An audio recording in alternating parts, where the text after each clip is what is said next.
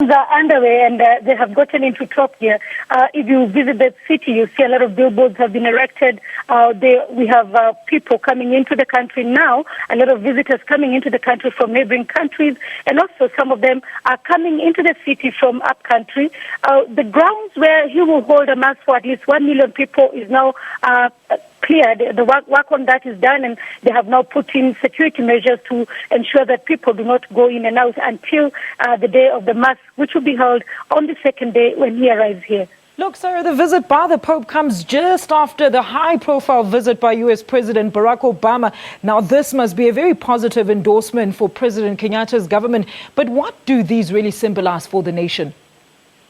Well, for the nation, and at least when President Kenyatta issued an address after it was announced that Pope Francis will be visiting Kenya, he said it is an endorsement, but also a time for Kenya to come together despite their different religious organizations. And he said it is also a chance to show that Kenya is a country that embraces religious tolerance, and also a time for the country to reflect on issues of reconciliation, issues of peace and unity, because it is a country that has previously been torn along religious lines. It's a country that has previously been torn along ethnic lines. And so he says this is a chance for people to just come together and forget the history that they have of fighting each other on political issues and all that. But for other Kenyans, in fact, today there has been a trending topic on Twitter with Kenyans on Twitter saying hashtag tell the Pope, and they're telling the Pope the issues that they want the Pope to speak to their leaders about. They're talking about corruption, they're talking about ethnicity, but they're also talking about positive things that the country is known for,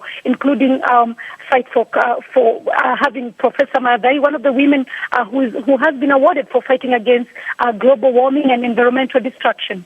Look, which places is the Pope expected to visit, Sarah, during his stop in Kenya? We hear he's quite looking forward to his youth meeting. Do you know what is expected from that particular meeting? Well, apart from meeting the youth, and I'll come back to the youth, he will be visiting a little-known church in a slum here called Kangemi Slums, where he will meet 1,500 people drawn from all the informal settlements in Nairobi. Those people looking forward to meeting him. They say they want to hear a message of encouragement that even though they are poor, unemployed, some of them without an education, that even them, the church cares about them, the Catholic Church remembers them, and that they're also members of society. He will be meeting the youth, and he says that the youth is the pillar of the Kenyan society and is also the pillar of the church.